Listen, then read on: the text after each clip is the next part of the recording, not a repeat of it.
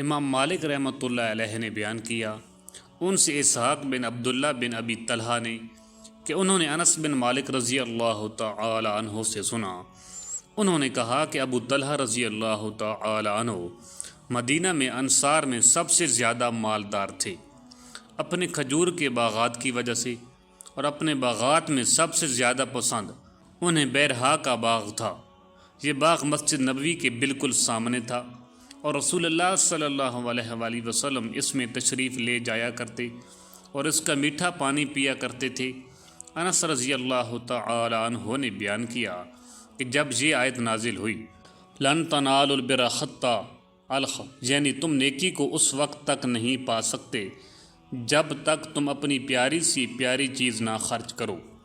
یہ سن کر ابو طلحہ رضی اللہ تعالی عنہ رسول اللہ صلی اللہ علیہ وآلہ وسلم کی خدمت میں حاضر ہوئی اور عرض کیا، اے اللہ کے رسول صلی اللہ علیہ وآلہ وسلم، اللہ تبارک و تعالی فرماتا ہے کہ تم اس وقت تک نیکی کو نہیں پا سکتے جب تک تم اپنی پیاری سی پیاری چیز نہ خرچ کرو، اور مجھے بیرہا کا باغ سب سے زیادہ پیارا ہے، اس لیے میں اسے اللہ تعالیٰ کے لیے خیرات کرتا ہوں، اس کی نیکی اور اس کے ذخیرہ آخرت ہونے کا امیدوار ہوں۔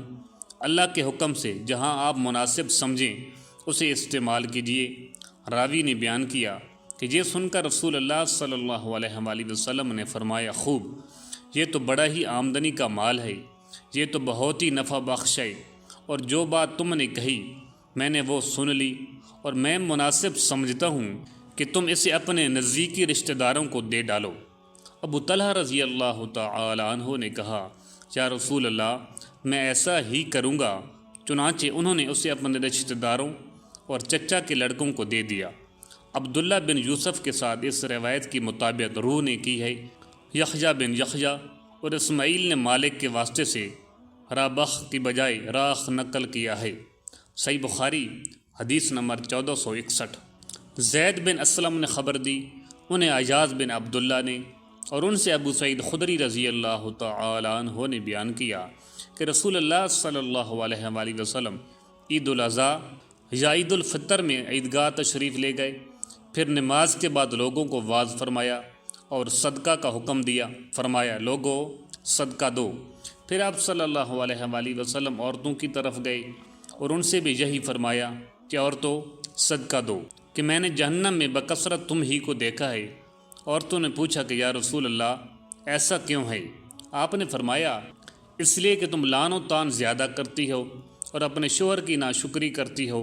میں نے تم سے زیادہ عقل اور دین کے اعتبار سے ناقص ایسی کوئی مخلوق نہیں دیکھی جو کار آزمودہ مرد کی عقل کو بھی اپنی مٹھی میں لے لیتی ہو۔ ہاں اے عورتوں، پھر آپ واپس گھر پہنچے تو ابن مسعود رضی اللہ تعالی عنہ کی بیوی زینب رضی اللہ تعالی عنہ آئیں اور اجازت چاہی۔ آپ صلی اللہ علیہ وآلہ وسلم سے کہا گیا کہ یہ زینب آئی ہیں۔ آپ صلی اللہ علیہ وآلہ وسلم نے دریافت فرمایا، کون سی زینب؟ کیونکہ زینب نام کی بہت سی عورتیں تھیں۔ کہا گیا کہ ابن مسعود رضی اللہ تعالی عنہ کی بیوی۔ آپ صلی اللہ علیہ وآلہ وسلم نے فرمایا، اچھا، انہیں اجازت دے دو۔ چنانچہ اجازت دے دی گئی۔ انہوں نے آ کر عرض کیا، یا رسول اللہ، آج آپ نے صدقہ کا حکم دیا تھا اور میرے پاس بھی کچھ زیور ہے جسے میں صدقہ کرنا چاہتی تھی، لیکن میرے خاوند ابن مسعود رضی اللہ تعالی عنہ یہ خیال کرتے ہیں کہ وہ اور ان کے لڑکے اس کے ان مسکینوں سے زیادہ مستحق ہیں جن پر میں صدقہ کروں گی۔ رسول اللہ صلی اللہ علیہ وآلہ وسلم نے اس پر فرمایا کہ ابن مسعود رضی اللہ تعالی عنہ نے صحیح کہا، تمہارے شوہر اور تمہارے لڑکے اس صدقہ کے ان سے زیادہ مستحق ہیں جنہیں تم صدقہ کے طور پر دو گی۔ معلوم ہوا اقارب اگر محتاج ہوں تو صدقہ اولین مستحق وہی ہیں۔ صحیح بخاری حدیث نمبر 1462۔ عبداللہ بن دینار نے بیان کیا، انہوں نے کہا کہ میں نے سلیمان بن یسار سے سنا، ان سے اراق بن مالک نے، اور ان سے ابو ہریرہ رضی اللہ تعالی عنہ نے بیان کیا کہ نبی کریم صلی اللہ علیہ وآلہ وسلم نے فرمایا، مسلمان پر اس کے گھوڑے اور غلام کی زکوٰۃ واجب نہیں۔ صحیح بخاری حدیث نمبر 1463۔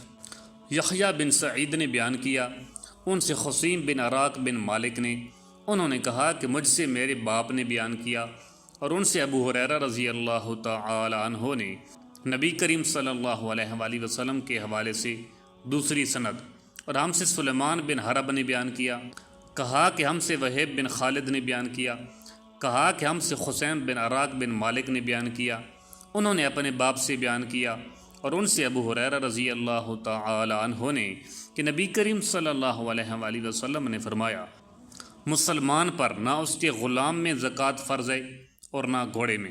صحیح بخاری حدیث نمبر 1464۔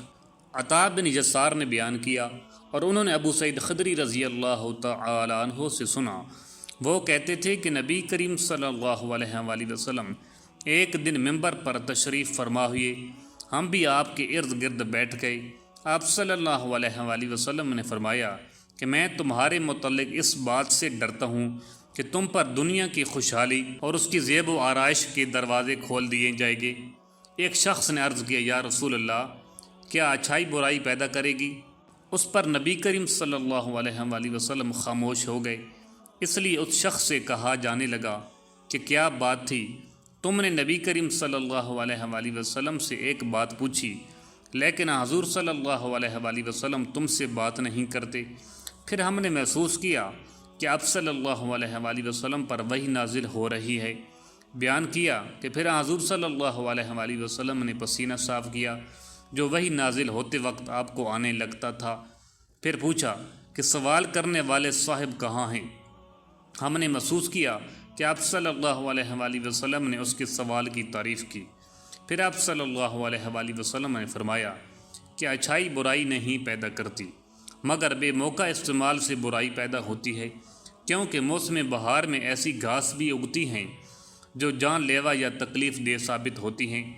البتہ ہریالی چرنے والا وہ جانور بچ جاتا ہے کہ خوب چرتا ہے، اور جب اس کی دونوں کھوکھیں بھر جاتی ہیں تو سورج کی طرف رخ کر کے پاخانہ پیشاب کر دیتا ہے اور پھر چرتا ہے۔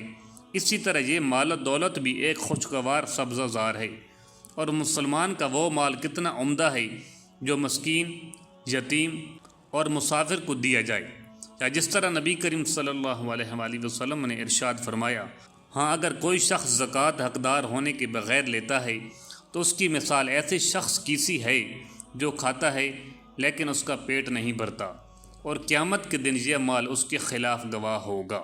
صحیح بخاری حدیث نمبر 1465۔